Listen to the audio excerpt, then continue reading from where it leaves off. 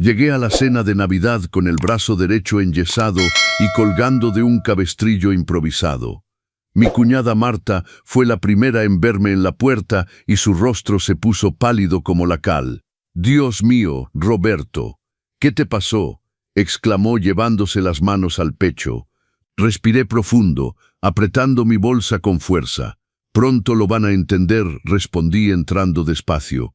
Fue entonces cuando vi a mi hijo Miguel en la sala, junto a su esposa Valeria. Él miró mi brazo, hizo esa sonrisa torcida que conocía tan bien y soltó bien fuerte para que todos oyeran.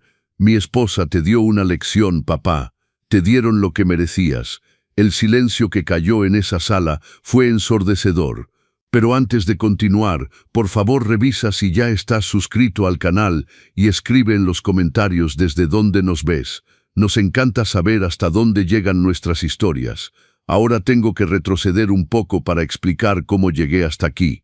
Me llamo Roberto Domínguez, tengo 65 años y hasta hace 6 meses pensaba que tenía una familia normal.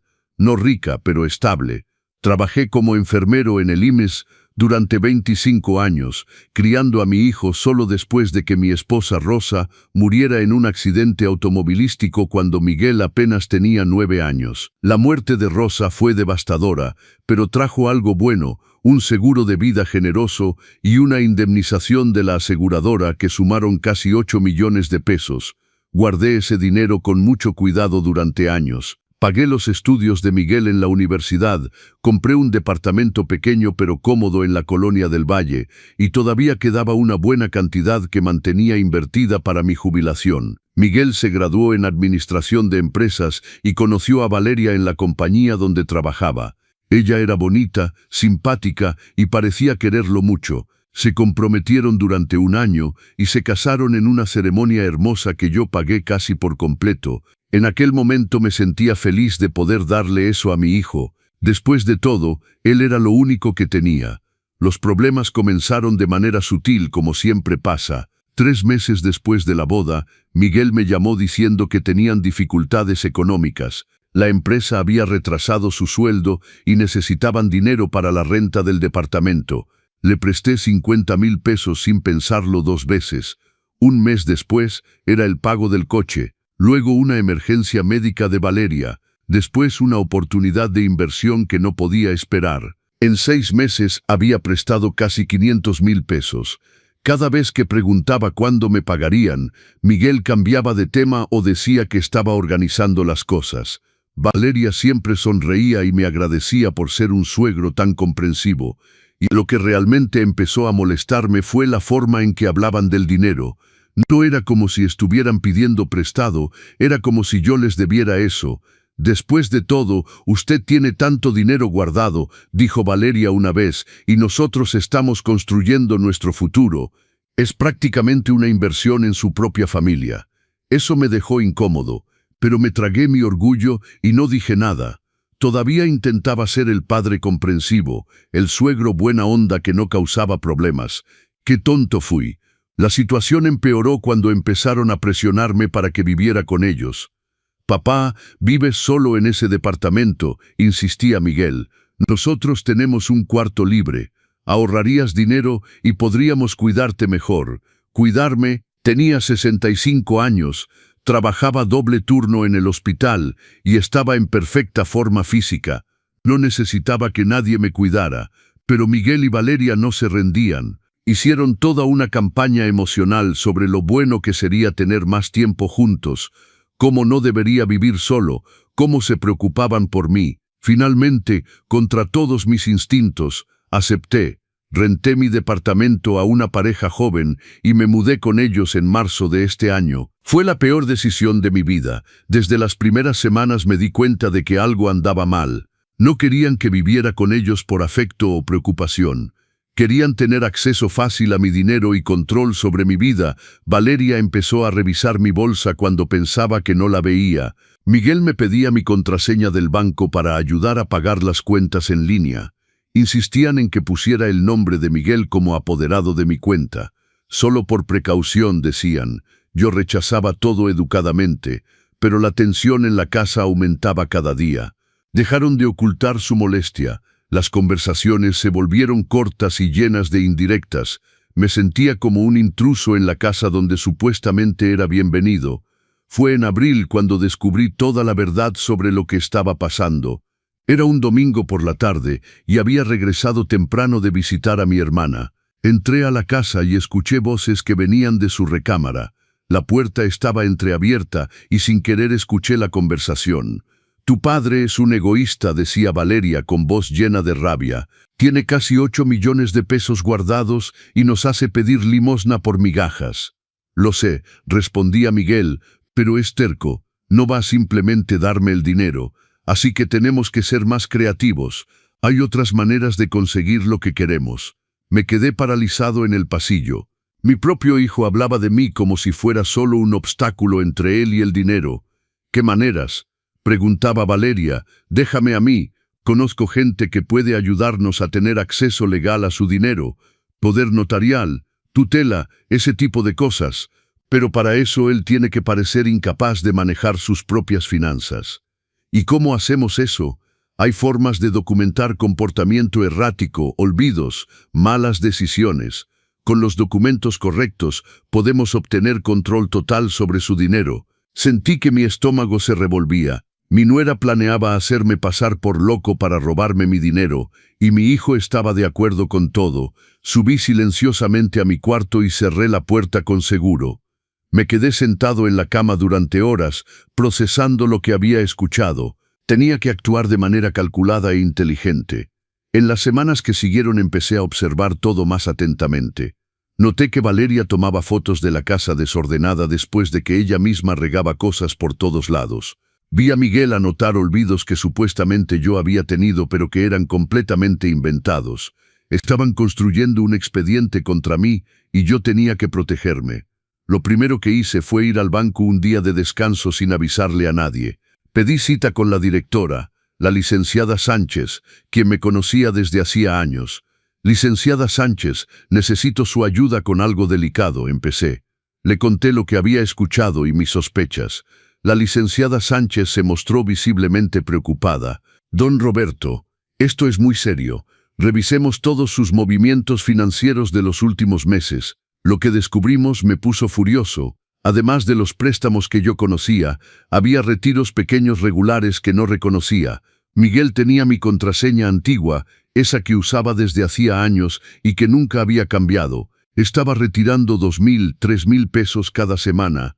En total, calculó la licenciada Sánchez, son casi 150.000 pesos en retiros no autorizados durante los últimos 6 meses. 150.000 pesos robados directamente de mi cuenta. Sumados a los préstamos no devueltos, Miguel y Valeria ya me habían quitado más de 650.000 pesos. «¿Qué quiere hacer?», preguntó la licenciada Sánchez. «Quiero cambiar todas mis contraseñas, cancelar cualquier acceso que pueda tener y abrir una cuenta nueva en otro banco, y quiero hacerlo ahora, antes de que se den cuenta». La licenciada Sánchez aceptó y pasamos las siguientes 2 horas organizando todo. Transferí casi todo mi dinero a la nueva cuenta, dejando solo lo suficiente para las cuentas mensuales en la antigua. Si Miguel revisaba, parecería que simplemente había gastado el dinero. Cuando regresé a casa esa tarde, me sentí un poco más en control de la situación, pero también sabía que esto era solo el principio. Ellos no se rendirían fácilmente. Y tenía razón. En las semanas siguientes la presión psicológica aumentó de forma dramática. Valeria empezó a hacer comentarios sobre mi memoria delante de otras personas. «Don Roberto, ya me preguntó eso 3 veces hoy», decía fuerte cuando teníamos visitas, aunque fuera mentira. Miguel comenzó a sugerir que debería dejar de trabajar. «Papá, estás muy estresado. Tal vez sea momento de jubilarte y dejarnos cuidarte». Tenía 65 años y estaba en la cima de mi capacidad profesional. La idea de jubilarme era ridícula, pero ellos insistían constantemente. Empecé a notar otras cosas extrañas. Mis cosas desaparecían y reaparecían en lugares donde no las había dejado. Mis pastillas para la presión parecían acabarse más rápido de lo normal. Una vez encontré mi celular dentro del refrigerador, y estoy absolutamente seguro de que no fui yo quien lo puso ahí. Estaban tratando de hacerme dudar de mi propia salud mental. Fue entonces cuando conocí a Marta, la hermana de Valeria, quien lo cambió todo. Marta vino a cenar un día y, a diferencia de su hermana, era genuinamente amable. Hablamos mucho y ella mencionó casualmente que Valeria había hecho algo similar con su abuela hace años. Mi abuela tenía Alzheimer al final de su vida, comentó Marta, pero Valeria empezó a decir que estaba enferma mucho antes del diagnóstico real. Quería que la abuela firmara papeles para que ella manejara el dinero. ¿Lo logró?, pregunté, tratando de parecer casual. No, mi papá se dio cuenta de lo que pasaba y lo impidió. Fue un escándalo enorme en la familia. Valeria no nos habló durante años por eso. Esta información fue como una bomba. Valeria tenía antecedentes de intentar manipular a familiares mayores para tener acceso a su dinero y ahora estaba haciendo lo mismo conmigo. Decidí que necesitaba ayuda profesional. Busqué un abogado especializado en derecho familiar llamado licenciado Herrera. Le mostré todas las pruebas que tenía, los estados de cuenta con los retiros no autorizados, los mensajes donde Miguel pedía dinero, y le conté la conversación que había escuchado. «Don Roberto», dijo seriamente el licenciado Herrera, «usted está enfrentando un intento de fraude y abuso de confianza, pero lo más preocupante es esta estrategia de hacerlo parecer incapaz. Eso puede tener consecuencias graves si logran suficiente documentación. ¿Qué debo hacer? Primero, tiene que salir de esa casa inmediatamente. Mientras viva con ellos es muy fácil que manipulen la situación.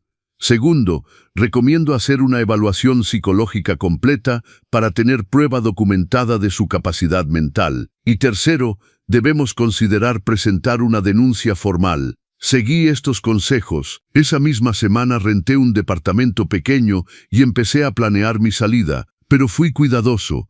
No le avisé a nadie que me iba a mudar. Hice la evaluación psicológica con una profesional recomendada por el licenciado Herrera. Después de 3 sesiones, ella confirmó por escrito que estaba en perfecto estado mental, sin señales de demencia, confusión o incapacidad para manejar mis finanzas. Señor Domínguez, me dijo, usted tiene una mente aguda y es perfectamente capaz de tomar sus propias decisiones. Cualquier alegación contraria sería fraudulenta. Guardé ese documento como si fuera oro. Era mi protección contra las mentiras que Miguel y Valeria estaban esparciendo. Pero ellos notaron que yo actuaba diferente. Se volvieron más vigilantes, más controladores. Valeria empezó a seguirme cuando salía. Miguel revisaba mi bolsa buscando estados de cuenta o documentos.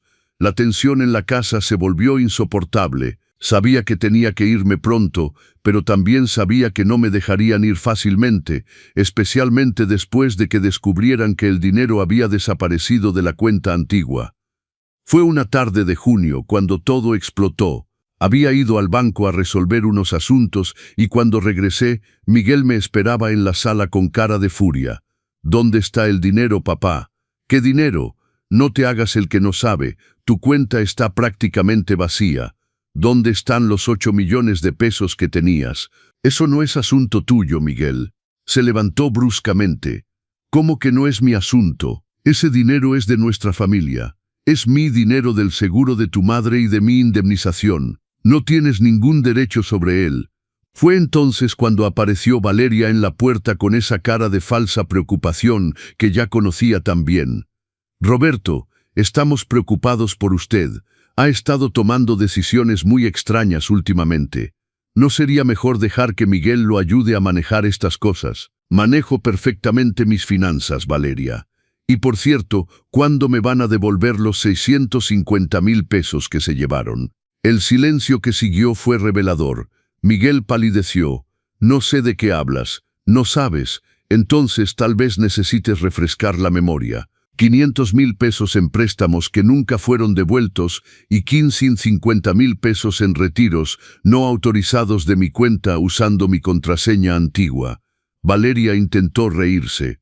«Roberto, está confundido. No hubo retiros no autorizados. Tengo todos los estados de cuenta y ya hablé con mi abogado sobre esto». La expresión de Valeria cambió instantáneamente. La máscara de preocupación cayó y lo que quedó fue pura rabia. Fue a hablar con un abogado sobre su propia familia. Fui a hablar con un abogado sobre 2 ladrones que intentan robarme mi dinero. Fue entonces cuando Miguel avanzó hacia mí. Nunca había sido violento, pero en ese momento había algo en sus ojos que me asustó. Valeria agarró su brazo. «Cálmate, mi amor. Roberto claramente no está bien. Está teniendo una crisis paranoica».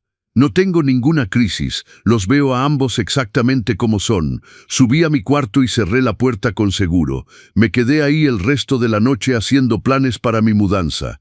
Tenía que salir de esa casa lo antes posible. La mañana siguiente aproveché que Miguel se había ido a trabajar y Valeria había salido a una cita para llamar a Marta, mi cuñada. «Marta, necesito ayuda. ¿Podrías venir con tu esposo y ayudarme a sacar algunas cosas?» «Claro, Roberto. ¿Todo está bien? Te explico cuando llegues». Marta y su esposo Javier llegaron en menos de una hora. Rápidamente les expliqué la situación. Marta no pareció sorprendida. «Me lo imaginaba, algo andaba mal», dijo. «Valeria tiene historial. Pensé que había cambiado, pero al parecer me equivoqué». Empezamos a meter mis cosas en su camioneta. No llevé mucho, solo lo esencial: ropa, documentos, algunos objetos personales. El resto podía quedarse. Estábamos terminando cuando escuchamos que la puerta principal se abría. Valeria había regresado. Se detuvo en la entrada de la sala, mirando las maletas y cajas. «¿Qué está pasando aquí?» «Me voy, Valeria». «Irse. No puede irse así como así». «Puedo y lo haré. Esta casa es tuya y de Miguel. Yo solo estaba aquí de favor, pero se acabó». «Pero ¿y los preparativos que hicimos? Los documentos del poder notarial?» Así que era cierto. Realmente estaban preparando documentos para intentar tomar control de mi dinero. «No voy a firmar ningún poder notarial, y si intentan hacer cualquier cosa, presentaré una denuncia por fraude». Valeria se puso roja de rabia. «Usted es un malagradecido, después de todo lo que hemos hecho por usted. Todo lo que hicieron, me robaron 650,000 pesos. Ese dinero nos correspondía por derecho. Usted es su padre, debería ayudar a su hijo. Ayudar es una cosa, que me roben es otra». Fue entonces cuando ella avanzó hacia mí. No sé si era para empujarme o detenerme, pero Javier se puso entre nosotros. «Valeria, cálmese». «Quítate, Javier. Esto no te importa. Estás amenazando a mi tío. Eso sí me importa». Marta tomó la última caja y me guió hacia la puerta. Salimos de esa casa con los gritos de Valeria, que amenazaba con llamar a la policía, demandar a todos y una serie de otras cosas.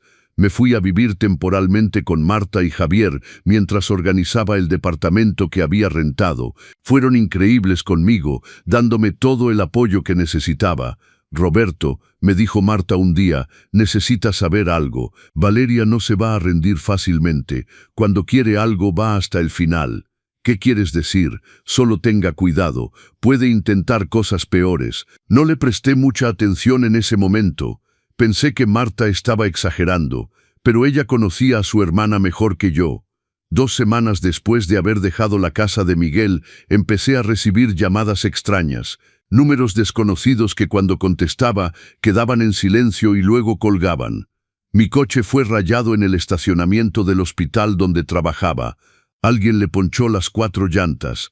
Recibí un email anónimo con fotos mías entrando y saliendo del nuevo departamento. El mensaje decía solamente: «Te estamos vigilando». Me asusté y llamé al licenciado Herrera. «Don Roberto, esto es acoso e intimidación. Vamos a presentar una denuncia». Fuimos a la delegación y le contamos todo a la comandante responsable. Ella tomó la situación en serio, especialmente cuando mostré las pruebas del robo y los intentos de manipulación. «Señor Domínguez», dijo, «voy a abrir una investigación, pero tiene que ser muy cuidadoso. Gente así puede ser impredecible cuando sienten que están perdiendo el control». Empecé a variar mi ruta al trabajo. Pedí a compañeros que me acompañaran hasta el coche. Instalé cámaras de seguridad en el nuevo departamento. Tal vez me estaba volviendo paranoico, pero también estaba vivo y a salvo. Fue en julio cuando recibí una notificación judicial. Miguel y Valeria me estaban demandando, alegando que yo les había prestado 1 millón de pesos y me negaba a devolvérselos. El descaro era impresionante. Ellos me habían robado y ahora intentaban voltear la situación, acusándome de ser el deudor. El licenciado Herrera se rió cuando vio la notificación. ¿De verdad piensa que esto va a funcionar? Tenemos todos los estados de cuenta probando exactamente lo contrario. ¿Pero por qué haría esto? Estrategia, quieren hacerlo ver como el malo de la historia. Y también es una forma de presión psicológica. Preparamos nuestra defensa con cuidado. No solo íbamos a contestar su falsa demanda, sino que también íbamos a presentar nuestra propia acción por abuso de confianza y fraude. La situación estaba escalando y no sabía hasta dónde estarían dispuestos a llegar. La respuesta llegó en agosto de una manera que nunca pude haber imaginado. Era un viernes por la noche. Acababa de terminar mi turno en el hospital y regresaba a casa. Me detuve en el Soriana a comprar algo. Cuando salí de la tienda con las bolsas, noté un coche extraño estacionado cerca del mío. Un hombre estaba adentro, mirando en mi dirección. Aceleré el paso y metí las compras en la cajuela rápidamente. Cuando entré en el coche y giré la llave, nada pasó. El motor no arrancaba. Fue entonces cuando tocaron la ventana. Era el hombre del coche de al lado. ¿Necesita ayuda? No, gracias. Ya voy a llamar a la grúa. Yo me conozco de coches. Puedo echarle un vistazo. Algo en su forma de actuar me puso incómodo. Rechacé de nuevo y llamé a la grúa. El hombre se quedó ahí parado observándome hasta que finalmente entró a su coche y se fue. Cuando llegó el mecánico y revisó mi coche, descubrió algo perturbador. Señor, alguien manipuló su motor. Desconectaron algunos cables a propósito. Sentí que la sangre se me helaba. No era un problema mecánico, era sabotaje. Llamé inmediatamente a la comandante que manejaba mi caso. Don Roberto, esto es muy serio. Voy a mandar un equipo a recuperar las imágenes de seguridad del estacionamiento del Soriana. Las imágenes mostraron a Valeria entrando al estacionamiento 20 minutos antes que yo y acercándose a mi coche. Se quedó ahí unos minutos y luego se fue. Tenemos suficiente evidencia para arrestarla por vandalismo e intento de coacción ilegal, me dijo la comandante. Pero yo sabía que no era suficiente. Querían más que asustarme. Querían destruirme. El arresto de Valeria duró solo unas horas. Miguel pagó la fianza y ella fue liberada con la obligación de mantenerse lejos de mí. Pero la orden judicial no sirvió de nada. Los incidentes continuaron. Alguien arrojó pintura roja en la puerta de mi departamento. Recibí entregas que no había pedido. Empezaron a llegar cartas anónimas con amenazas. Vas a arrepentirte de haberte metido con nosotros, viejo estúpido. Deberías haber muerto con tu esposa. Vamos a tomar lo que nos corresponde de una manera u otra. El licenciado Herrera consiguió una orden de restricción más estricta. Miguel y Valeria no podían acercarse a mí, a mi trabajo ni a mi casa, pero las órdenes judiciales solo funcionan con gente que respeta la ley. Fue Marta quien me contó lo que estaba pasando detrás del escenario. Ella había ido a confrontar a su hermana después del arresto. Roberto, Valeria está obsesionada con usted. Solo habla de eso. Dice que usted destruyó su vida, que les quitó el futuro que habían planeado. ¿Qué futuro? El futuro de robar su dinero. Ella realmente cree que tiene derecho a tu dinero. En su cabeza retorcida, tú eres el egoísta por no dárselo todo a Miguel. ¿Y Miguel? ¿Qué dice? Marta suspiró. Él está completamente manipulado por ella. No puede ver lo tóxica que es Valeria. Creo que también le tiene miedo. Era triste escuchar eso. Mi hijo se había convertido en un títere en manos de una mujer obsesionada con el dinero. En septiembre, la situación llegó al punto de quiebre. Estaba en el trabajo cuando recibí una llamada de la comandante. Roberto, necesita venir a la delegación inmediatamente. ¿Qué pasó? Es mejor hablarlo en persona. Fui para allá con el corazón apretado. La comandante me recibió en su oficina con expresión grave. Interceptamos una conversación entre Miguel y Valeria. Están planeando algo más serio. ¿Más serio? ¿Cómo? Me mostró la transcripción. Mi estómago se revolvió mientras leía. Valeria sugería que tenían que resolver el problema de manera definitiva. Miguel preguntaba qué quería decir. Su respuesta fue: a veces les pasan accidentes a las personas mayores, especialmente cuando viven solas. Era una amenaza velada de muerte. Roberto, dijo la comandante, vamos a organizar protección policial para usted. Esta amenaza es muy específica e inquietante. ¿Pero de verdad lo harían? ¿Matar a su propio padre? Valeria, sí, lo creo. Muestra señales claras de sociopatía y desafortunadamente su hijo está tan involucrado con ella que podría terminar siendo cómplice. Tuve un policía acompañándome a todos lados. Era vergonzoso pero necesario. Mis compañeros en el hospital se enteraron de la situación y todos fueron muy solidarios. Don Roberto, quédese aquí con nosotros todo el tiempo que necesite, dijo mi jefa. Nadie lo va a tocar mientras esté bajo nuestro techo. La solidaridad de la gente era reconfortante, pero también me hizo darme cuenta de lo absurdo que se había vuelto la situación. Estaba siendo protegido por policías porque mi propio hijo y mi nuera querían hacerme daño. Fue a principios de octubre que todo culminó en el incidente que me llevó a esa cena de Navidad con el brazo roto. Era un martes. Acababa de salir del hospital al final de mi turno de la tarde. El policía que debía escoltarme había sido llamado para una emergencia y me pidió que esperara unos minutos. Me quedé en la recepción del hospital esperando. Fue entonces cuando vi a Miguel entrar. Se veía desesperado, desaliñado, con ojeras profundas. «Papá, necesito hablarte». Mi primer instinto fue llamar a seguridad, pero había algo en su voz que me hizo dudar. «Miguel, no puedes estar aquí. Hay una orden de restricción. Lo sé, pero tengo que advertirte. Valeria, ella está planeando algo esta noche». «¿Cómo que algo?». Miró a su alrededor nerviosamente. «Contrató a alguien, un tipo que conoce. Va a seguirte cuando salgas de aquí. ¿Y qué va a hacer? Causar un accidente. Hacer que parezca que te atropellaron». Sentí que las piernas me flaqueaban. «¿Por qué me dices esto?». «Porque ya no puedo más. Pensé que quería el dinero, que lo merecíamos, pero no así, no contigo muerto». Fue entonces cuando escuché su voz. «Miguel, ¿qué haces?». Valeria había entrado al hospital. Nos vio hablando y su cara se puso roja de rabia. «Le estás contando todo, ¿verdad? Cobarde inútil». Miguel se volteó hacia ella. «Valeria, esto llegó demasiado lejos. No puedo dejar que lastimes a mi padre. Tu padre, ese viejo, arruinó nuestra vida». «No arruinó nada. Nosotros intentamos robarlo». La discusión llamó la atención. Guardias de seguridad del hospital empezaron a acercarse. Fue entonces cuando Valeria me vio intentando alejarme. Avanzó hacia mí. No sé si era para empujarme o impedirme irme, pero me agarró el brazo con fuerza brutal.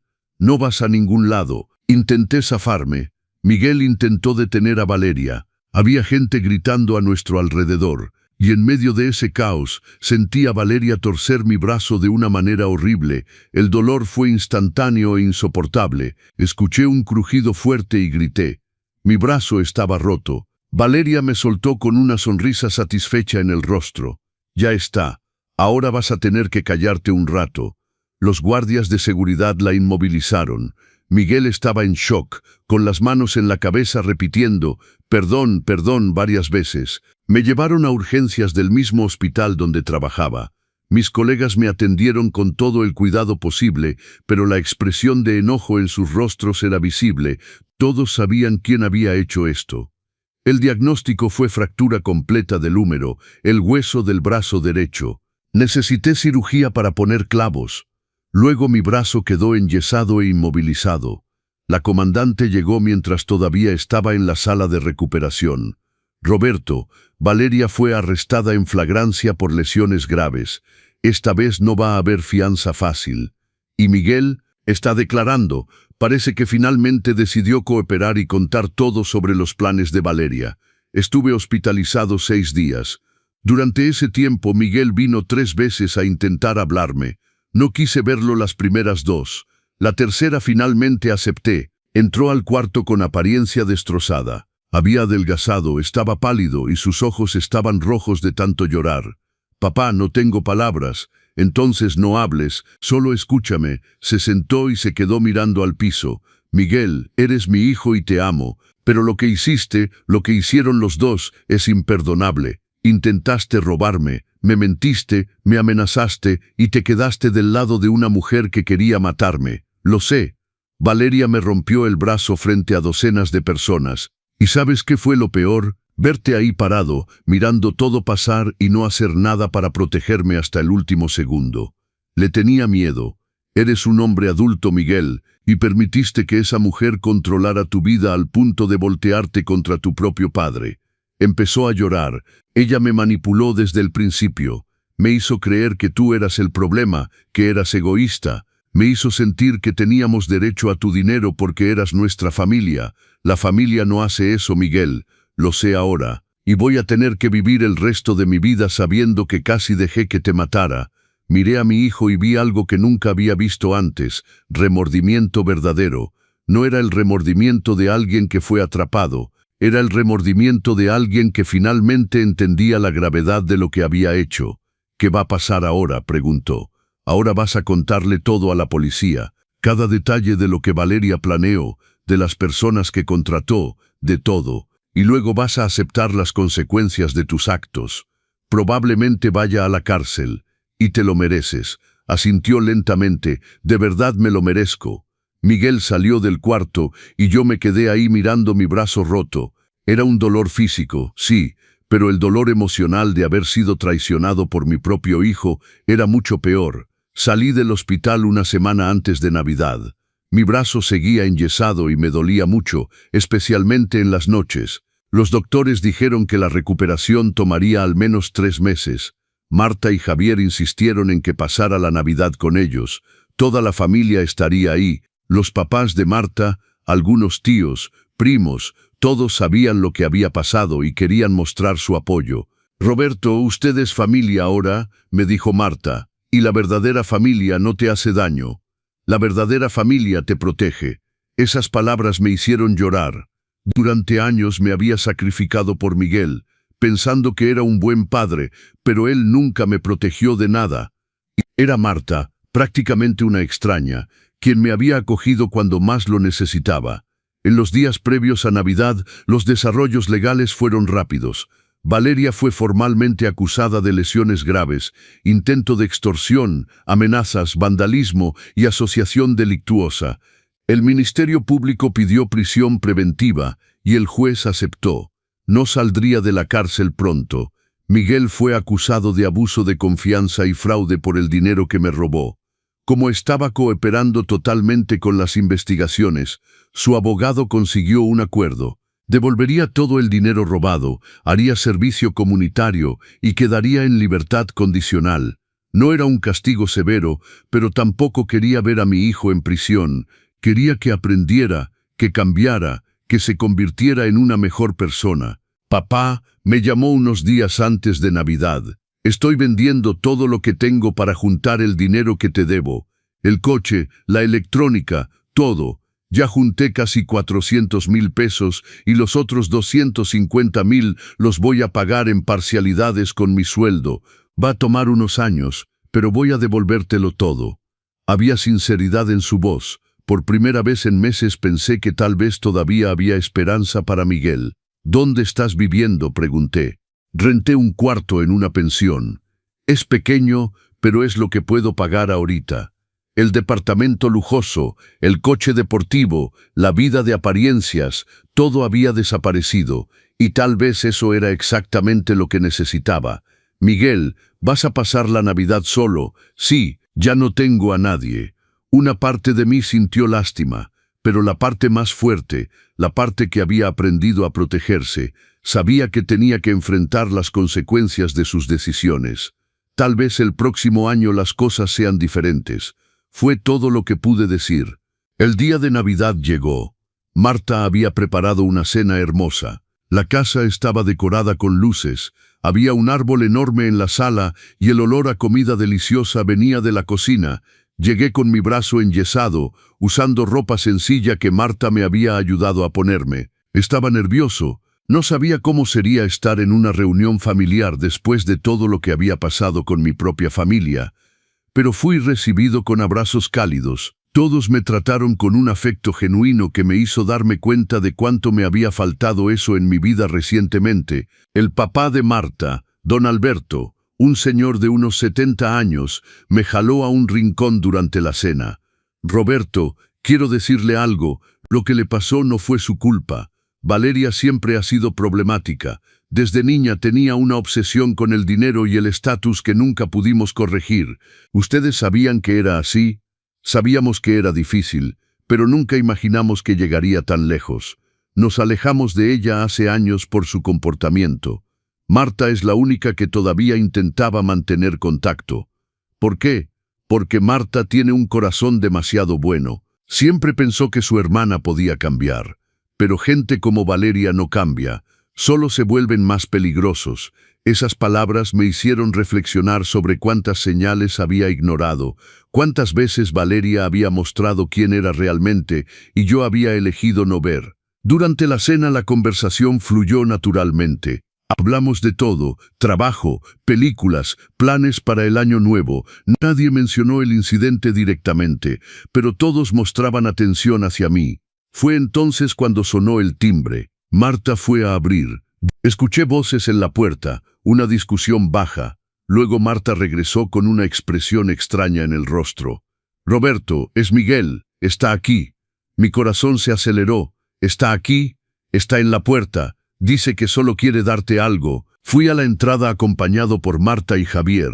Miguel estaba ahí parado en el frío, sosteniendo un sobre. «Papá, perdón por aparecer así, pero tenía que darte esto hoy». Tomé el sobre. Adentro había un cheque por 400,000 pesos y una carta manuscrita. «Es todo lo que pude juntar hasta ahora», dijo. «Y la carta son cosas que necesito que sepas». Lo miré. Mi hijo se veía 10 años más viejo. El peso de la culpa claramente lo estaba destruyendo.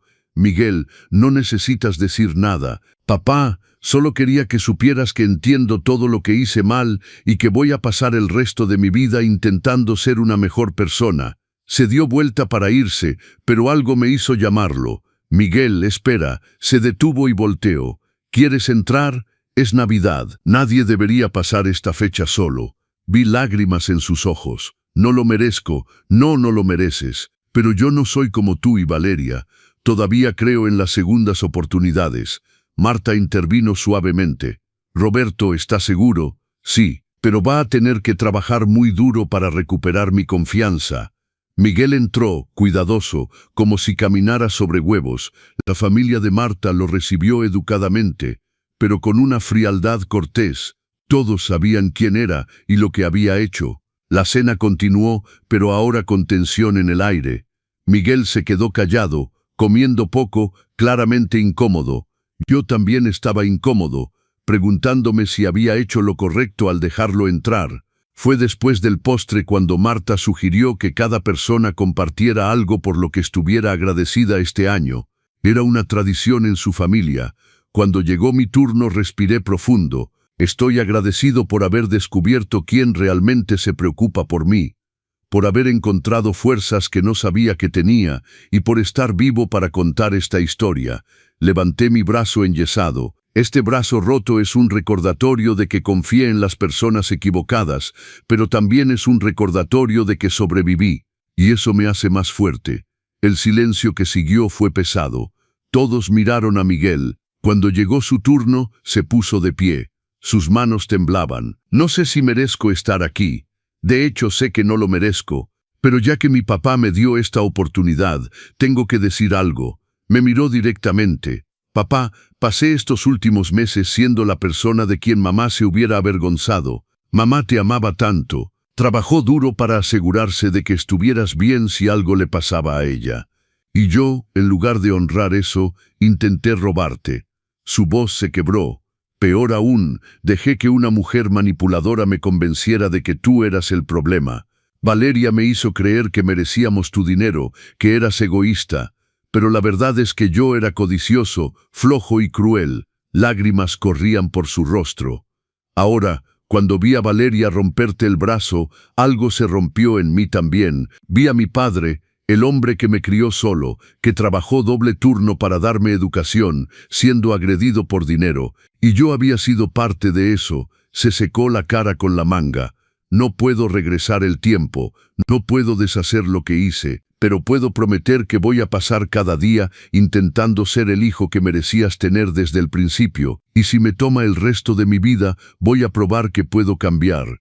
Miguel se sentó, completamente roto emocionalmente. La sala estaba en silencio absoluto. Fue Javier quien habló primero. «Reconocer tus errores es el primer paso. Pero las palabras son fáciles, Miguel. ¿Qué vas a hacer diferente? Todo, respondió Miguel. Ya empecé terapia. Estoy trabajando 2 empleos para devolver el dinero que robé.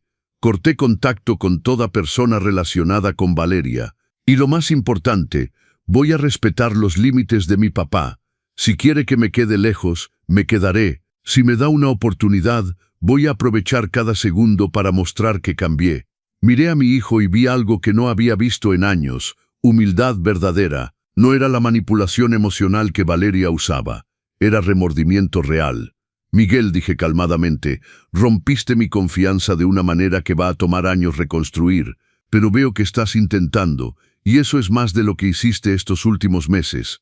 Gracias, papá, pero entiende una cosa. Una palabra fuera de lugar, un paso en falso y se acabó. No va a haber tercera oportunidad. Lo entiendo. El resto de la noche pasó con más ligereza. Miguel se quedó discreto, ayudando a levantar los platos e intentando hacerse útil sin ser invasivo. Cuando se fue me agradeció 3 veces más por la oportunidad. Después de su partida, Marta se sentó a mi lado. Hizo lo correcto, dijo. ¿Tú crees? Sí, está destruido. O esto lo va a hacer cambiar de verdad, o va a terminar de destruirlo. De cualquier manera, le diste algo que Valeria nunca le dio, una oportunidad honesta. En los días que siguieron a la Navidad, reflexioné mucho sobre el perdón y las consecuencias. Miguel estaba pagando por lo que hizo, pero ¿estaba yo listo para perdonar? La respuesta era, todavía no, pero tal vez algún día. Regresé al trabajo en enero con el brazo todavía enyesado. Mis compañeros hicieron una pequeña fiesta para recibirme. Había globos, pastel y hasta una manta que decía, «Bienvenido, guerrero Roberto». «Son increíbles», dije emocionado. «Nosotros cuidamos a los nuestros», respondió mi jefa. En los meses siguientes, mi vida empezó a reorganizarse. El juicio contra Valeria avanzaba rápidamente. Fue condenada a 6 años de prisión por lesiones graves, más 3 años por intento de extorsión y asociación delictuosa. 9 años en total. No saldría pronto. Durante el juicio ella me miró fijamente desde el banquillo de los acusados. Cuando el juez le preguntó si tenía algo que decir, respondió, «Este hombre arruinó mi vida. Todo lo que hice fue intentar asegurar el futuro de mi familia». El juez respondió fríamente, «Señora, usted intentó robar, amenazar y agredir físicamente a una persona inocente. La única persona que arruinó su vida fue usted misma». Sentí una satisfacción profunda al ver que se hacía justicia. Miguel continuó devolviendo el dinero religiosamente. Cada mes depositaba lo que podía. También continuaba su terapia y de vez en cuando me enviaba mensajes cortos. «Buenos días, papá. Espero que estés bien. Feliz cumpleaños, papá. Te quiero». Yo respondía brevemente, manteniendo distancia, pero sin cortar completamente el contacto. Mi brazo sanó en abril. La fisioterapia fue dolorosa pero necesaria. El día que me quitaron el yeso, miré mi brazo y vi las cicatrices de la cirugía. Eran marcas permanentes de lo que había pasado, pero también eran marcas de supervivencia. Con el brazo curado sentí que finalmente podía empezar a reconstruir mi vida de verdad. Había pasado meses en modo supervivencia, simplemente reaccionando a los ataques y protegiéndome. Ahora era momento de vivir de nuevo. Lo primero que hice fue buscar un terapeuta. Después de todo lo que había pasado, sabía que necesitaba procesar el trauma correctamente. La doctora Ramírez era una mujer de unos 60 años, con una manera calmada que me hacía sentir seguro. En las primeras sesiones solo lloré. Lloré por la traición, por el dolor, por la pérdida de la familia que pensé que tenía. Roberto, me dijo en una sesión, usted está de duelo. No por la muerte física de alguien, sino por la muerte de la imagen que tenía de su hijo y de la familia que imaginaba tener. Exacto. Perdí a mi hijo, pero él sigue vivo. ¿Cómo manejo eso? Aceptando que el Miguel que conocía tal vez nunca existió, o existió pero fue corrompido, y ahora está conociendo una nueva versión de él. Depende de usted decidir si quiere tener a esa persona en su vida. Esas sesiones me ayudaron a entender que yo no tenía la culpa. Los padres estamos condicionados a culparnos por todo lo que sus hijos hacen mal. Pero Miguel era un adulto. Sus decisiones fueron suyas, no mías. En mayo decidí hacer algo que había estado posponiendo, visitar la tumba de Rosa. No había ido desde antes de que toda esta confusión empezara. Llevé flores y me quedé ahí en silencio durante mucho tiempo. Rosa, lo arruiné todo con Miguel. No sé qué hice mal. Intenté ser un buen padre, pero se perdió de todas formas. El viento movió los árboles alrededor. Casi parecía una respuesta. Pero estoy luchando, mi amor. Me estoy protegiendo. Y estoy bien. Conocí él. Salí del panteón sintiéndome más ligero. Rosa habría estado orgullosa de cómo había enfrentado todo. Fue en junio cuando recibí una llamada inesperada. Era la trabajadora social de la prisión donde Valeria estaba detenida. Señor Domínguez, Valeria Ferreira pidió hablar con usted. ¿Hablar? ¿Para qué? No dijo. Pero es su derecho pedir y su derecho rechazar. Mi primer instinto fue rechazar. No quería volver a ver a esa mujer nunca. Pero la curiosidad ganó. Voy a pensarlo. Consulté con la doctora Ramírez sobre la visita. ¿Se siente seguro para hacer eso?, preguntó. Ella está detrás de las rejas. Físicamente sí estoy seguro. Y emocionalmente, reflexioné. Creo que sí. De hecho, podría ser bueno para mí tener un cierre. Decidí ir. Hice cita para una semana después. Cuando llegué a la prisión, fui revisado y llevado a una sala de visitas con mesas separadas por divisiones de vidrio. Esperé unos minutos hasta que Valeria entró. Estaba diferente. Su cabello estaba recogido de cualquier manera, sin maquillaje, usando el uniforme naranja de la prisión. Pero lo que más llamó la atención fue su expresión. Ya no era esa arrogancia que conocía, era algo cercano a la derrota. Tomamos los teléfonos de cada lado del vidrio. Roberto comenzó. Gracias por venir. ¿Qué quieres, Valeria? Quería disculparme. No pude contener la risa amarga. Disculpas, ¿quieres disculparte? Sé que no tengo derecho, sé que no cambia nada, pero estos meses aquí me han hecho reflexionar mucho. ¿Reflexionar sobre qué? Sobre cómo llegué a esto, las decisiones que tomé, en lo horrible que me convertí. La miré, tratando de detectar manipulación, pero todo lo que vi fue cansancio. Valeria, me rompiste el brazo, planeaste matarme. Me robaste, amenazaste. ¿Por qué? Porque estaba obsesionada con tener una vida que no podía costear. Crecí pobre, ¿sabe? Muy pobre. Y juré que nunca más sería pobre. Mucha gente es pobre, Valeria. Eso no justifica convertirse en criminal. Lo sé. No estoy tratando de justificar. Solo explico. Cuando conocí a Miguel y me enteré de su herencia, vi una oportunidad. Y me convencí de que tenía derecho a ese dinero. No tenías derecho a nada, lo sé ahora, pero en ese momento mi cabeza estaba tan retorcida que realmente lo creía. Pensaba que usted era egoísta por no simplemente dárselo todo a Miguel, y el plan de matarme, bajó la mirada. Eso fue yo perdiendo completamente el control. Cuando vi que no iba a ceder, que había movido el dinero, que nos estaba demandando, entré en pánico, y la gente en pánico hace cosas terribles. Eso no es una excusa. No, no lo es. Y no estoy pidiendo perdón esperando que me perdone. Sé que lo que hice es imperdonable. Solo quería que supiera que reconozco lo mal que estuvo. Nos quedamos en silencio un momento. ¿Cómo está Miguel?, preguntó. ¿Por qué te importa? Porque aunque siendo una persona horrible, sí lo amaba. De manera enferma y egoísta, pero lo amaba. Está reconstruyendo su vida sin ti. Tanto mejor. Se lo merece. Valeria suspiró. Todavía me quedan 7 años aquí, suficiente tiempo para pensar en todas las vidas que destruí. La suya, la de Miguel, la de mi familia y la mía. ¿Y qué harás cuando salgas? Honestamente no lo sé. Tal vez irme lejos y empezar de nuevo. O tal vez nadie me volverá a dar confianza y no podré empezar de nuevo. De cualquier manera, tendré que vivir con lo que hice. Me levanté para irme. Roberto me llamó. La miré. Usted es mucho más fuerte de lo que imaginé. Lo subestimé completamente. Y ese fue mi error más grande. Salí de esa prisión sintiéndome extraño. No sentí lástima por Valeria. Ella cavó su propia tumba, pero sentí una especie de cierre. Los meses pasaron y mi vida ganó una nueva normalidad. Seguí trabajando en el hospital. Hice nuevas amistades. Viajé a lugares que siempre había querido conocer. Finalmente estaba viviendo para mí, Miguel continuó guardando una distancia respetuosa. Pagaba el dinero religiosamente y enviaba mensajes ocasionales, pero no presionaba por más contacto del que yo estaba dispuesto a dar. Fue en septiembre, casi un año después del incidente, que me llamó con una petición diferente. «Papá, sé que no tengo derecho a pedir nada, pero hay algo que me gustaría hacer, si tú lo permites». «¿Qué? Me gustaría invitarte a cenar, no para pedir nada ni intentar redimirme, solo para pasar tiempo contigo como padre e hijo, sin toda esa carga». Reflexioné. La doctora Ramírez me había dicho que reconstruir la confianza requería pequeños pasos. Tal vez esto era un pequeño paso. Está bien, pero en un lugar público y no más de 2 horas.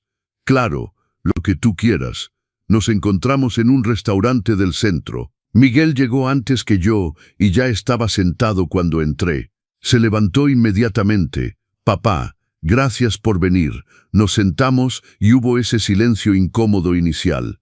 «¿Cómo va el trabajo?», finalmente preguntó. «Bien, cansado pero bien. ¿Y los tuyos?». «Bien también. Sigo en los 2 empleos. Es duro pero tengo que terminar de pagarte. Ya devolviste más de la mitad, pero todavía falta, y no descansaré hasta haber devuelto todo». La conversación empezó a fluir poco a poco. Hablamos de cosas triviales, el clima, las noticias, películas que habíamos visto. Era extraño hablar con mi hijo como si fuera un conocido lejano. Fue a mitad de la cena que dijo algo que me sorprendió. «Papá, me divorcié de Valeria oficialmente». «¿Oficialmente?» Pensé que ya habían roto cuando la metieron presa. En la práctica sí, pero nunca lo hice oficial. Pedí el divorcio el mes pasado. Ya está homologado. ¿Cómo te sientes al respecto?» «Aliviado». Era como salir de una relación tóxica que me estaba envenenando lentamente. Ahora veo lo mucho que me manipulaba, cómo me hacía dudar de mis propias percepciones.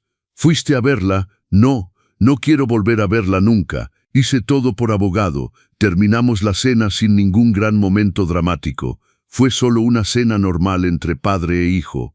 Y tal vez eso era exactamente lo que necesitábamos. Cuando nos despedimos en la puerta del restaurante, Miguel dudó antes de irse.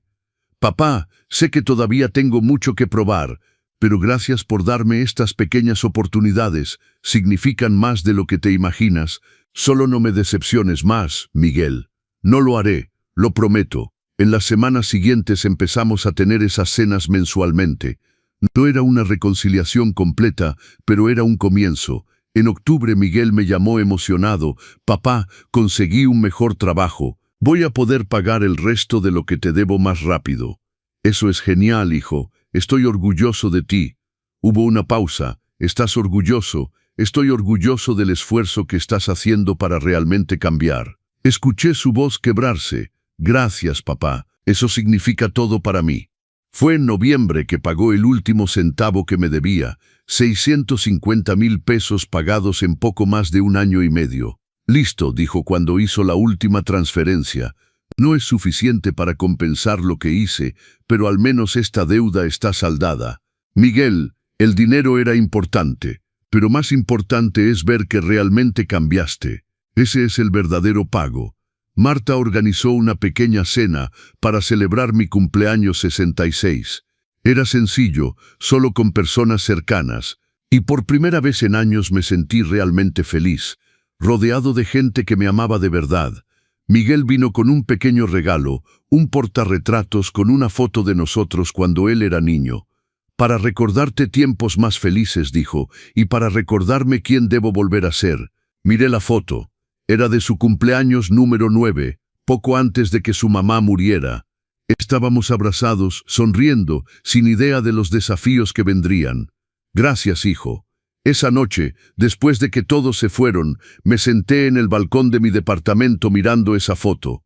Había sido 1 año y medio de infierno, pero había sobrevivido. Había enfrentado la traición de mi propio hijo, la violencia de una nuera psicópata, amenazas de muerte y un brazo roto. Y sin embargo aquí estaba, más fuerte que nunca. Si amas estas historias que te dejan pensando, no olvides suscribirte al canal y activar la campanita para no perderte ningún video. Y cuéntame en los comentarios, ¿habrías perdonado a Miguel? Tu opinión me importa mucho. Diciembre llegó de nuevo, completando un año desde esa Navidad marcante donde llegué con el brazo roto, y esta vez las cosas eran muy diferentes. Marta organizó una cena de Navidad aún más grande.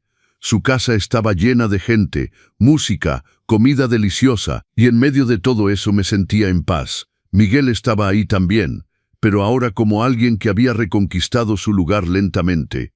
Ya no era el hijo que me traicionó, era alguien nuevo, alguien que estaba intentando ser mejor. Durante la cena don Alberto hizo un brindis. Quiero brindar por Roberto, un hombre que nos enseñó que la fuerza no viene de los músculos sino del carácter, que sobrevivir no es solo seguir vivo, sino elegir vivir bien a pesar de todo. Todos brindaron. Sentí lágrimas en mis ojos, pero eran buenas lágrimas. Después de la cena Miguel me jaló a un rincón. Papá, hay algo que nunca te dije sobre ese día en el hospital. ¿Qué día? El día que Valeria te rompió el brazo. Cuando la vi hacer eso, algo en mí despertó.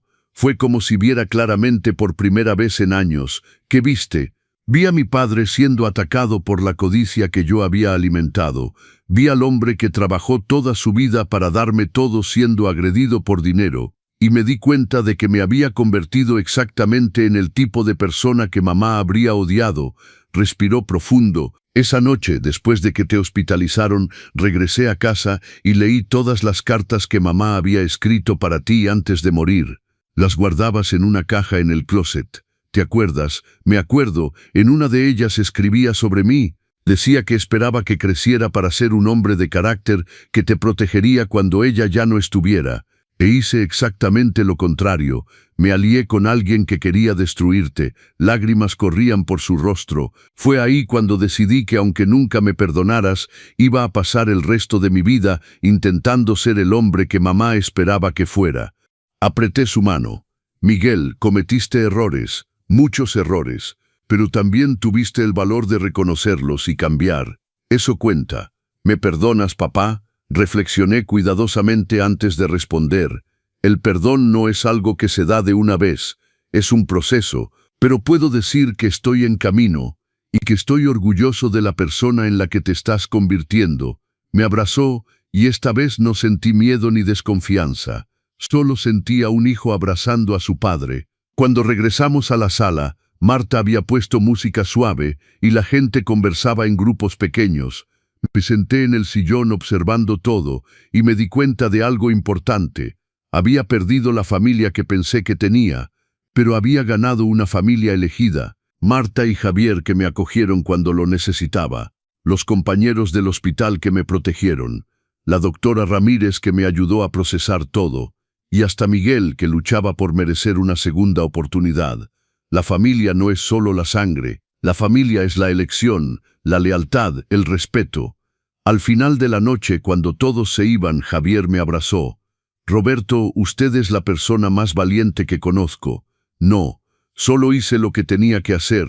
No, hizo mucho más. Se defendió, luchó por sus derechos, y aún así logró mantener compasión. Eso es raro. Esas palabras se quedaron conmigo. En los meses siguientes mi vida siguió estabilizándose. Volví a pintar, un pasatiempo que había abandonado hace años. Empecé a tomar clases de baile. Viajé a la playa y pasé una semana entera sin pensar en nada más que descanso.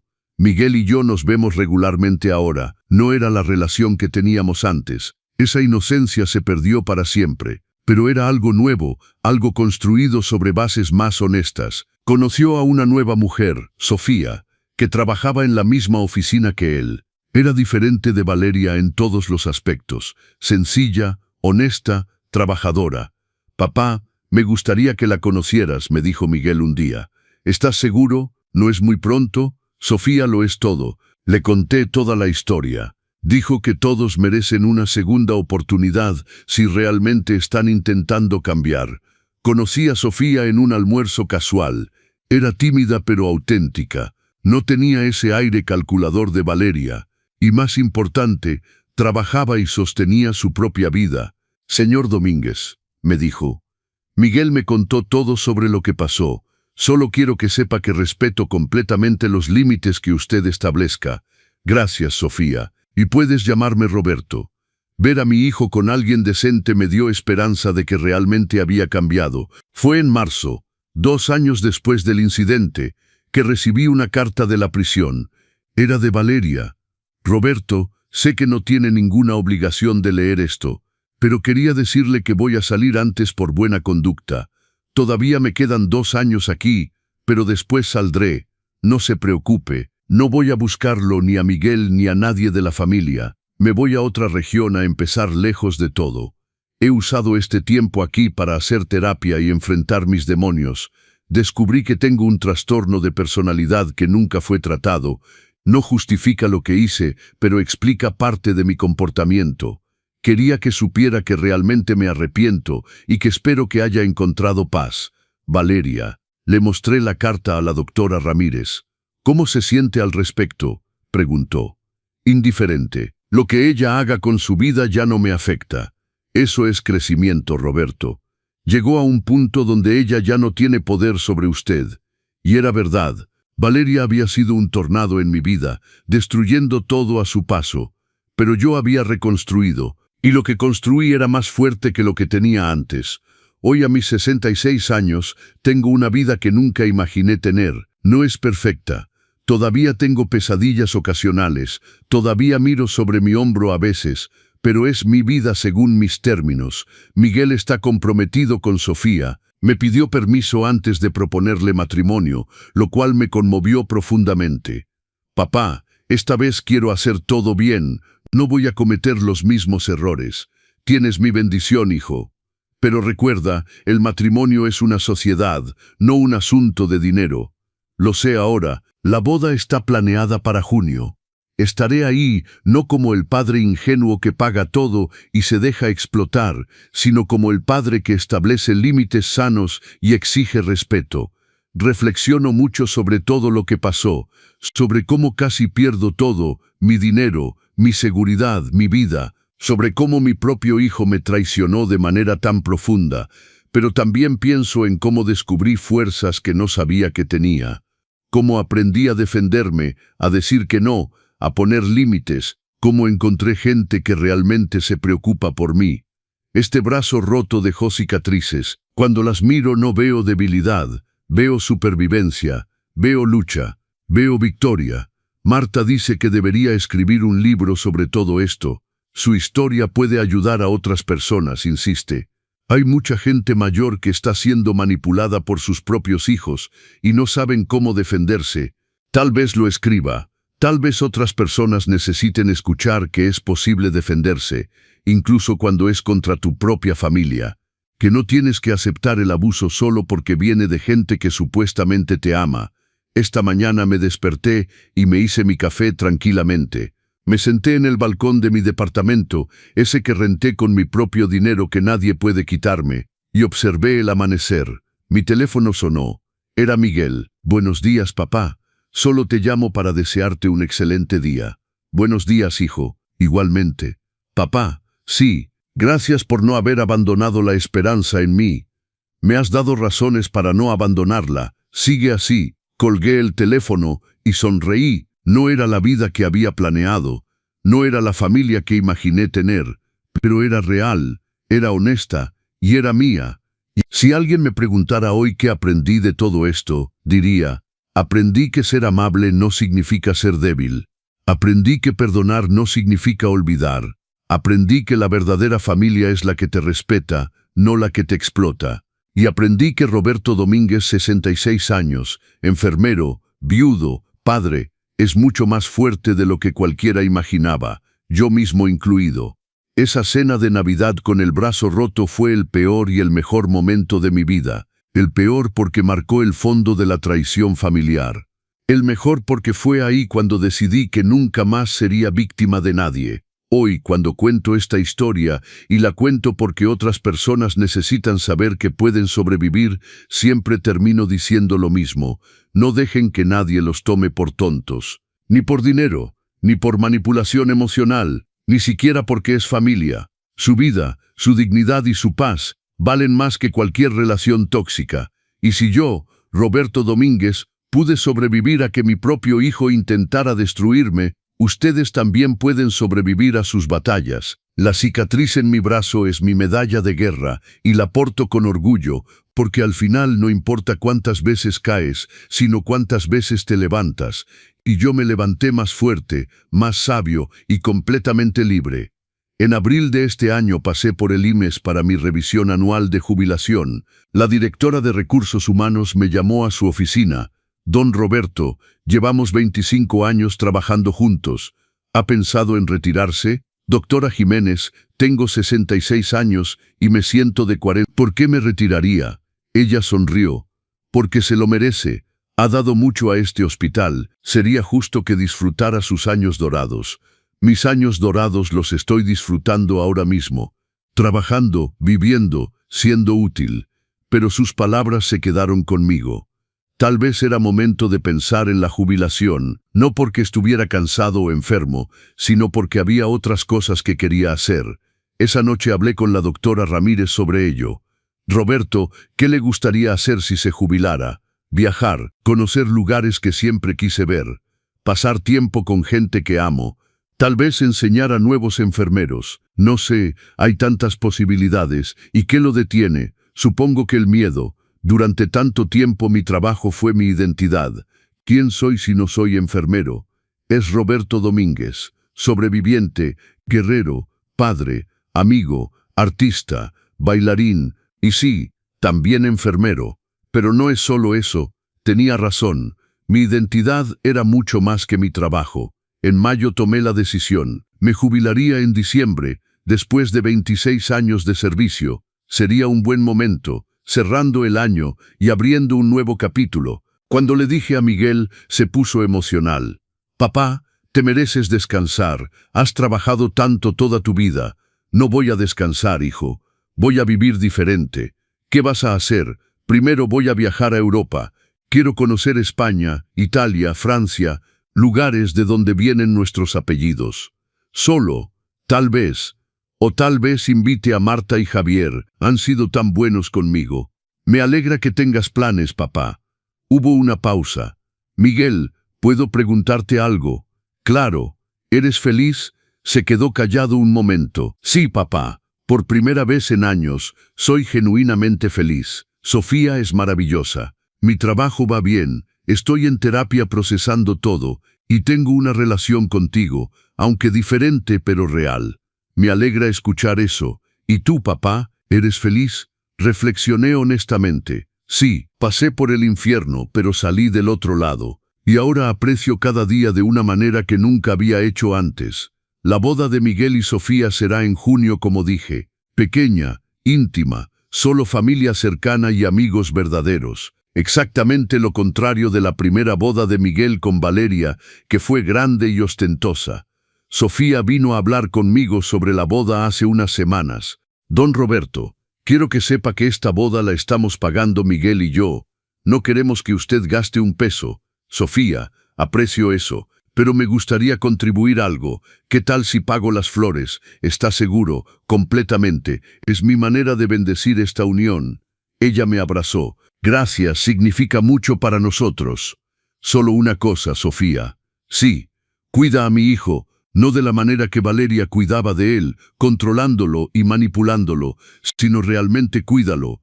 Ayúdalo a seguir siendo la mejor versión de sí mismo. Se lo prometo. En las sesiones con la doctora Ramírez hemos estado trabajando en algo que ella llama reescribir la narrativa. Roberto, durante mucho tiempo su historia fue: soy la víctima de una traición terrible. Y eso es verdad. Pero ahora necesitamos agregar el siguiente capítulo. Soy un sobreviviente que se defendió y reconstruyó su vida. ¿Y eso por qué importa? Porque la manera en que nos contamos nuestra propia historia afecta cómo vivimos hacia adelante. Si se ve solo como víctima, vivirá con miedo. Si se ve como sobreviviente, vivirá con fuerza. Tenía razón. La manera en que pensaba sobre lo que pasó estaba cambiando. Ya no me despertaba pensando en la traición. Me despertaba pensando en qué aventura tendría ese día. Marta me invitó a una reunión familiar el fin de semana pasado. Toda la familia extendida estaría ahí. Primos, tíos, abuelos. Roberto, usted es parte de esta familia ahora, dijo. Queremos que conozca a todos. Fui y fue hermoso. Me presentaron como el tío Roberto a los niños. Me trataron con respeto y cariño genuino. No había pretensiones, no había agendas ocultas, solo familia siendo familia. Don Alberto, el papá de Marta, me llevó aparte otra vez. Roberto, he estado pensando en algo. ¿Qué cosa, don Alberto? Usted nos ha enseñado mucho sobre la dignidad y el carácter. Mis nietos necesitan escuchar su historia cuando sean más grandes. ¿Mi historia? Sí, sobre cómo un hombre puede ser traicionado por lo que más ama y aún así levantarse. Sobre cómo la familia verdadera no es siempre la de sangre. Sobre cómo nunca es tarde para defenderse. Sus palabras me tocaron profundamente. Sería un honor, don Alberto. Esta semana recibí mi última amenaza de Valeria. Bueno, no exactamente de ella, sino de su abogado. Está intentando apelar su sentencia, alegando que fue provocada a romperme el brazo. El licenciado Herrera se rió cuando vio la apelación. Esto no va a ningún lado. Hay docenas de testigos, video de seguridad del hospital, y ella confesó, es una pérdida de tiempo. ¿Pero por qué lo intenta? Porque gente así nunca acepta responsabilidad. Siempre es culpa de alguien más. No me preocupa. Valeria puede apelar todo lo que quiera. La verdad está documentada. La justicia ya se hizo. Miguel me contó que Valeria intentó contactarlo desde la prisión. Le mandó cartas que él ni siquiera abrió. Las quemé todas, papá. No quiero nada de ella en mi vida. ¿Y cómo te sientes con eso? Liberado. Durante tanto tiempo dejé que me definiera. Ya no más. Ver a mi hijo tomar decisiones tan firmes me llena de esperanza. La semana pasada tuve mi última sesión con la doctora Ramírez, no porque ya no necesite terapia, sino porque ella siente que ya tengo las herramientas para continuar solo. Roberto ha hecho un trabajo increíble estos 2 años. Pasó de ser alguien aterrorizado y traicionado a alguien fuerte y en paz. Gracias, doctora. Usted fue fundamental en ese proceso. Yo solo le di las herramientas. Usted hizo el trabajo duro. ¿Puedo preguntarle algo, por supuesto? ¿Cree que algún día podré confiar completamente en Miguel otra vez? Ella reflexionó cuidadosamente. La confianza que tenían antes está rota para siempre. Esa inocencia no regresa, pero pueden construir una nueva confianza, basada en acciones consistentes a través del tiempo. Ya están en ese camino. ¿Y es suficiente? Eso solo usted puede decidirlo. Pero le diré esto. El Miguel que veo ahora es muy diferente del Miguel que me describió hace 2 años. Tenía razón. Mi hijo había cambiado. No era perfecto, pero estaba genuinamente intentando. Ayer fue mi cumpleaños 66.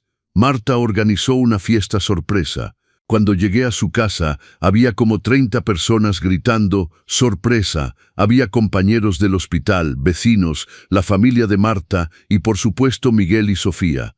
Todos compartieron historias sobre mí. Algunos hablaron de cómo los había ayudado en el hospital, otros sobre mi sentido del humor.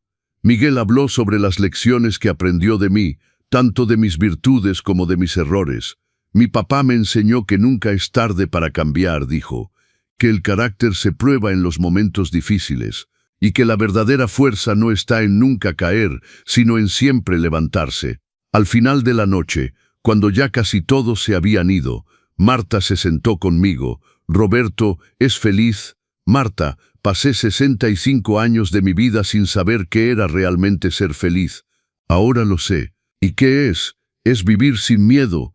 Es estar rodeado de gente que te ama por quien eres, no por lo que tienes. Es despertarte cada día eligiendo vivir, no solo sobrevivir. Ella sonrió con lágrimas en los ojos. Me alegra tanto haber sido parte de su historia. Tú no fuiste parte de mi historia, Marta. Tú la salvaste. Hoy es un sábado de junio, el día de la boda de Miguel y Sofía. Me desperté temprano, nervioso pero también esperanzado. Esta sería la primera vez que vería a mi hijo casarse sabiendo exactamente quién es y quién estoy eligiendo ser. Me puse mi mejor traje. Marta vino a ayudarme con la corbata, algo que todavía me cuesta hacer con una sola mano cuando estoy nervioso, aunque mi brazo ya sanó completamente hace más de 2 años. ¿Listo, Roberto?, preguntó. Listo. La ceremonia fue en un pequeño jardín a las afueras de la ciudad. Sencillo, elegante, lleno de flores que yo ayudé a pagar. Había tal vez 50 personas, todos amigos verdaderos y familia que realmente importaba. Cuando Miguel me vio llegar, se le llenaron los ojos de lágrimas. «Papá, gracias por estar aquí. ¿Dónde más estaría? Tenías todos los motivos para no venir, y tú me has dado razones para estar aquí». La ceremonia fue hermosa. Cuando el juez preguntó si alguien tenía alguna objeción, hubo ese momento de silencio tenso. Todos sabían mi historia, todos esperaban mi reacción. Me puse de pie. El salón completo contuvo la respiración. «Tengo algo que decir». Miguel palideció. Sofía me miró asustada. «Hace 3 años mi hijo cometió errores terribles. Me traicionó, me mintió, permitió que me lastimaran, y casi pierdo todo, incluyendo mi vida». El silencio era absoluto, pero el Miguel que está aquí hoy no es ese hombre. Este Miguel trabajó incansablemente para cambiar. Devolvió cada peso robado, asistió a terapia, cortó con todo lo tóxico, y lo más importante, aceptó las consecuencias de sus acciones, sin excusas. Miré a Sofía. «Sofía, estás recibiendo a un hombre que conoce el valor del arrepentimiento verdadero, un hombre que sabe lo que significa perder todo y tener que reconstruirse. Eso es raro y valioso». Luego miré a Miguel. «Hijo, tienes mi bendición completa, no porque olvide lo que pasó, sino porque veo quién te esfuerzas en ser cada día. Te amo y estoy orgulloso del hombre en que te has convertido». Me senté. Miguel estaba llorando abiertamente. Sofía también. Y honestamente yo también. La ceremonia continuó y cuando el juez declaró, «Los declaro marido y mujer», todos aplaudieron. Pero el aplauso más fuerte vino de mí. En la recepción Miguel me pidió bailar con él. Una tradición que normalmente es entre madre e hijo, pero como Rosa ya no está, me pidió a mí. Mientras bailábamos me dijo: «Papá, sé que nunca podré devolver lo que te quité, los años de paz que perdiste, la confianza que rompí, el dolor físico y emocional. Miguel, no se trata de devolver, se trata de avanzar diferente. Voy a pasar el resto de mi vida siendo digno de esta segunda oportunidad». Ya lo está haciendo. La fiesta duró hasta tarde. Hubo comida deliciosa, música, baile. Marta y Javier renovaron sus votos también, una sorpresa que organizaron aprovechando la ocasión. Fue hermoso verlos después de 30 años de matrimonio, todavía tan enamorados. Don Alberto me jaló otra vez para una de sus pláticas. «Roberto, cuando conocí su historia hace 2 años pensé, este hombre va a quedarse amargado el resto de su vida. Pero usted eligió diferente». «¿Qué elegí?» «Elegir sanar en lugar de odiar, elegir crecer en lugar de victimizarse, elegir vivir en lugar de solo existir». No fue fácil. Las cosas que valen la pena nunca lo son. Al final de la noche, cuando Miguel y Sofía se iban de luna de miel a Cancún, mi hijo me abrazó fuerte. «Te amo, papá. Yo también te amo, hijo. Nos vemos cuando regresemos. Aquí estaré». Los vi irse y sentí paz completa. Mi hijo estaba feliz, con una buena mujer, construyendo una vida honesta. ¿Qué más podía pedir? 2 semanas después, recibí una carta certificada. Era de la prisión. Mi primer pensamiento fue que Valeria estaba intentando contactarme de nuevo, pero no, era una notificación oficial. Valeria había sido trasladada a una prisión en otro estado por buena conducta. En 2 años saldría y se mudaría permanentemente a Monterrey, lejos de la Ciudad de México. La carta incluía una cláusula. Ella había firmado voluntariamente una orden de restricción permanente contra sí misma.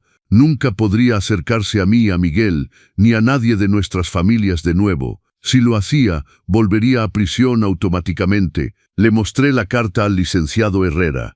«Esto es inusual», dijo. «Normalmente las órdenes de restricción las pide la víctima, no el agresor».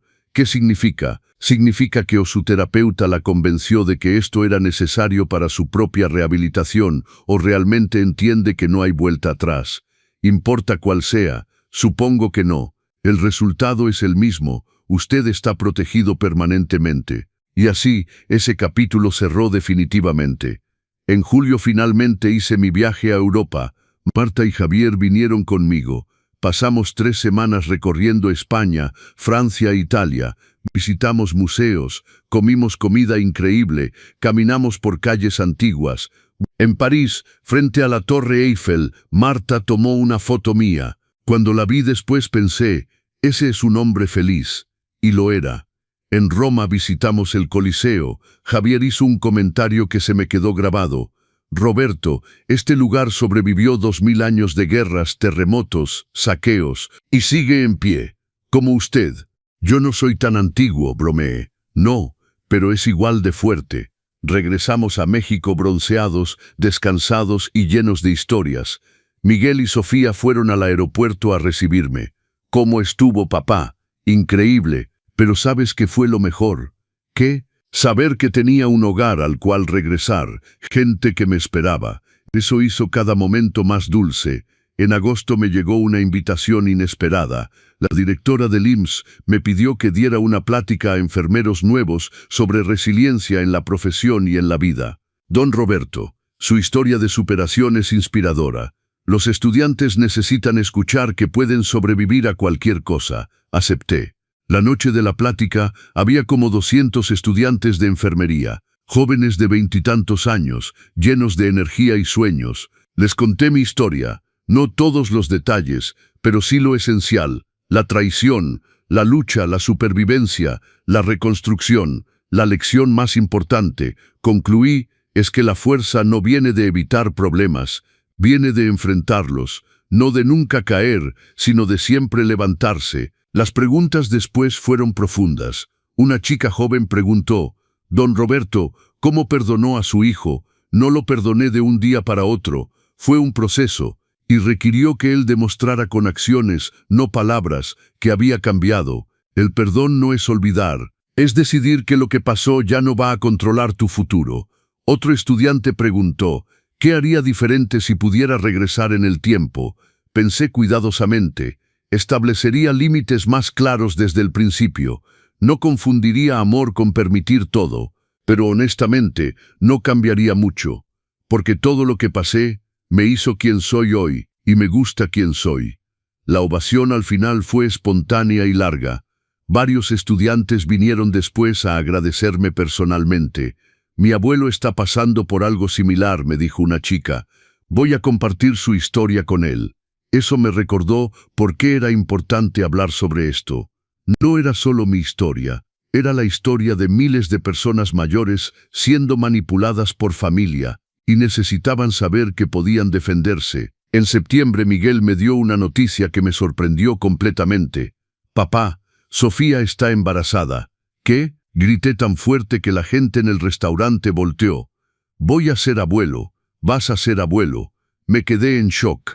«¿Cómo te sientes?». Aterrado, admitió, pero también emocionado. «Y papá, quiero hacerlo bien. Quiero ser para mi hijo el padre que tú fuiste para mí en los buenos tiempos. El padre trabajador, amoroso, protector, no el hijo traidor que fui yo. Vas a ser un gran padre, Miguel. ¿Cómo lo sabes? Porque aprendiste de tus errores, porque conoces el valor del sacrificio, porque entiendes que la familia es responsabilidad, no solo beneficios. El bebé nacerá en marzo del próximo año. Miguel ya decidió el nombre si es niño, Roberto. Como yo y como el papá de Rosa, es para honrarte, papá, y para recordarme cada día el tipo de hombre que quiero ser. Lloré cuando me dijo eso, lágrimas buenas.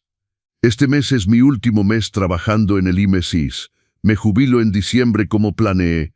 La directora está organizando una ceremonia de despedida. Don Roberto, 26 años de servicio, merecen una celebración digna. No necesito nada elaborado, no es por necesidad, es porque se lo merece. Mis compañeros están planeando algo, aunque intentan mantenerlo secreto. Los escucho susurrando y callándose cuando me acerco. Me hace sonreír. La semana pasada hice algo que había estado posponiendo. Fui al taller de un artista local y tomé clases de escultura. Siempre quise aprender. El instructor, un señor llamado Don Tomás, me preguntó qué quería crear. Quiero hacer algo que represente la transformación, algo que empiece roto y termine fuerte. Interesante. ¿Por qué ese tema? ¿Por qué es mi historia? Estoy trabajando en una escultura de un árbol. Las raíces están rotas y expuestas, representando el trauma. pero el tronco es fuerte y las ramas se extienden hacia el cielo, representando el crecimiento y la esperanza. Don Tomás dice que tengo talento natural. Tal vez en mi jubilación me dedique más al arte. Ayer tuve una conversación profunda con Marta sobre el perdón y la reconciliación. Roberto, cuando vi por primera vez lo que mi hermana le hizo, pensé que nunca podría perdonar a Miguel por permitirlo, y ahora veo que el perdón no es para la persona que te lastimó, es para ti, para liberarte de cargar ese peso. ¿Perdonaste a Valeria? No, y tal vez nunca lo haga, pero la diferencia es que Miguel demostró arrepentimiento real. Valeria solo demostró arrepentimiento por ser atrapada. Tenía razón. El arrepentimiento genuino requiere cambio genuino. Si me preguntan hoy cuál fue el momento más difícil de estos 3 años, no diría que fue el brazo roto, no fue la traición inicial, no fueron las amenazas, fue decidir darle otra oportunidad a Miguel, porque es más fácil cortar contacto completamente, es más fácil odiar, es más seguro nunca arriesgarte a ser lastimado de nuevo. Pero elegí el camino difícil. Elegí mantener la puerta entreabierta, no completamente abierta, pero tampoco cerrada con llave, y resulta que fue la decisión correcta, porque recuperé a mi hijo. No el mismo hijo que tenía antes, pero una versión más honesta, más humilde, más fuerte. Esta noche es Navidad otra vez. Han pasado 3 años desde aquella cena terrible, donde llegué con el brazo roto y escuché a mi hijo reírse de mi dolor. Esta Navidad es completamente diferente. Estoy en casa de Marta otra vez, pero ahora como parte permanente de la familia. Miguel y Sofía están aquí, con Sofía mostrando su pancita de embarazo. Javier está contando chistes malos. Don Alberto está discutiendo de política con sus hermanos. Los niños corren por todos lados. Y yo estoy sentado en el sillón mirando todo esto, sintiéndome completo. Miguel se sienta a mi lado. ¿En qué piensas, papá? En lo diferente que es este año comparado con hace 3 años. ¿Te arrepientes de haberme dado otra oportunidad? Miro a mi hijo directamente a los ojos. Cada día elijo no arrepentirme, porque cada día me demuestras que valió la pena. Voy a seguir demostrándolo. Lo sé. Marta llama a todos para la cena. La mesa está repleta de comida tradicional mexicana, pozole, tamales, bacalao, romeritos, ponche. El aroma es increíble. Antes de empezar, don Alberto pide hacer un brindis. Quiero brindar por Roberto Domínguez, quien nos enseñó que la historia no termina cuando te traicionan. Apenas comienza. Todos levantan sus copas. Por Roberto dicen al unísono. Siento lágrimas, pero las dejo correr libremente. Son lágrimas de gratitud, de alegría, de paz. Después de la cena, cuando están sirviendo el postre, Miguel pide atención. Quiero hacer un anuncio. Todos se callan. Como saben, Sofía y yo vamos a tener un bebé, y hemos decidido algo importante. Pausa para efecto dramático. Si es niño, se llamará Roberto como mi papá, y si es niña, se llamará Rosa como mi mamá. El cuarto explota en aplausos. Yo no puedo hablar. Estoy demasiado emocionado. Miguel continúa. Quiero que mi hijo o hija crezca conociendo la historia de su abuelo. No solo la parte difícil, sino toda la historia. Cómo un hombre enfrentó lo peor y eligió convertirse en lo mejor. Ahora estoy llorando abiertamente. Gracias, hijo. No, papá. Gracias a ti por no rendirte conmigo. Esa noche, cuando todos se van a casa, me quedo ayudando a Marta a limpiar. Roberto, usted ha sido un regalo para esta familia, me dice. Ustedes han sido mi salvación.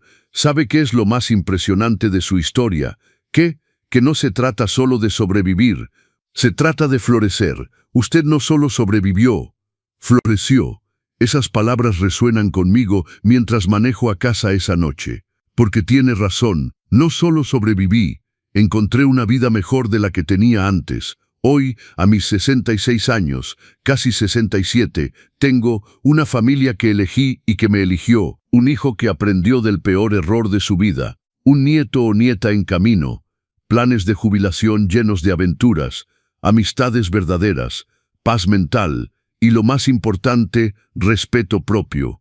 La cicatriz en mi brazo es apenas visible ahora, pero cada vez que la veo me recuerda, sobreviví, luché, gané.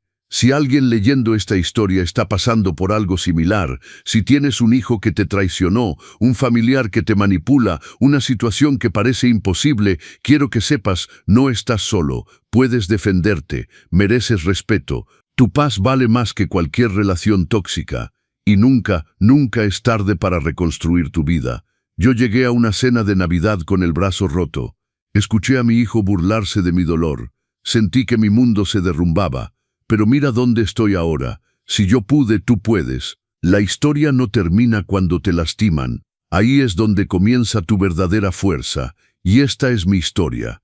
La historia de Roberto Domínguez, enfermero, padre, abuelo próximamente, sobreviviente, guerrero y hombre completamente, absolutamente libre. Si esta historia te conmovió, te llegó al corazón o te hizo reflexionar sobre tus propias relaciones familiares, no olvides suscribirte al canal Los Consejos del Abuelo para más historias de vida, superación y sabiduría. Dale like a este video si crees que más personas necesitan escuchar este mensaje de esperanza y fortaleza.